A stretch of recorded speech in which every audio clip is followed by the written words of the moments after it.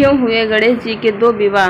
पौराणिक कथा के अनुसार एक बार गणेश जी तपस्या कर रहे थे, तभी वहां से तुलसी जी गुजरी और गणपति के रूप, रंग को और भक्ति को देखकर उन पर मोहित हो गए और उनके सामने विवाह का प्रस्ताव रखा। लेकिन गणेश जी ने खुद को ब्रह्मचारी बताते हुए तुलसी जी का विवाह प्रस्ताव ठुकरा दिया, जिससे क्रोधित होकर तुलसी जी ने गणेश जी को श्राप दिया कि तुम्हारे दो विवाह होंगे।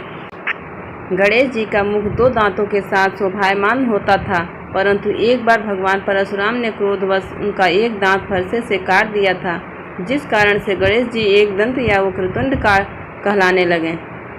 लेकिन इनके इसी एक दांत और लंबोदर रूप के कारण कोई इनसे विवाह करने को तैयार नहीं होता था।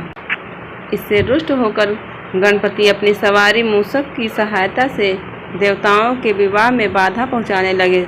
सभी देवताओं ने अपनी समस्या जाकर ब्रह्मा जी से कही। ब्रह्मा जी ने सभी देवताओं और गणेश जी की समस्या का समाधान निकालने के लिए अपनी दो पुत्रियों रिद्धि और सिद्धि को गणेश जी के पास शिक्षा ग्रहण करने के लिए भेज दिया।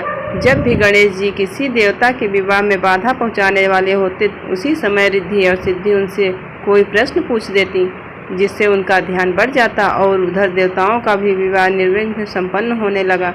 गणेश जी को जब तक इसका आभास हुआ, वे रिद्धि सिद्धि को श्राप देने लगे। तभी अचानक ब्रह्मा जी ने रिद्धि और सिद्धि से उनके विवाह का प्रस्ताव रख दिया, जिसके लिए गणेश जी तुरंत मान गए और उनकी स्वीकृति के एक साथ रिद्धि और सिद्धि से उनका विवाह संपन्न हुआ। उनसे इन्हें शुभ और लाभ दो पुत्रों की प्राप्ति हुई और इस तरह से गणेश जी का दो विवाह हुआ।